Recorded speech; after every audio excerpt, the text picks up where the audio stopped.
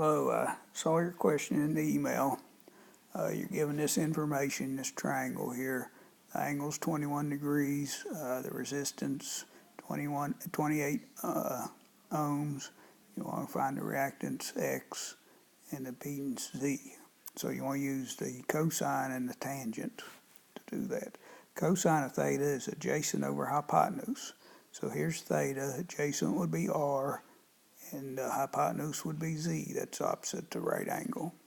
So cosine of 21 would be R over Z, and R is 28.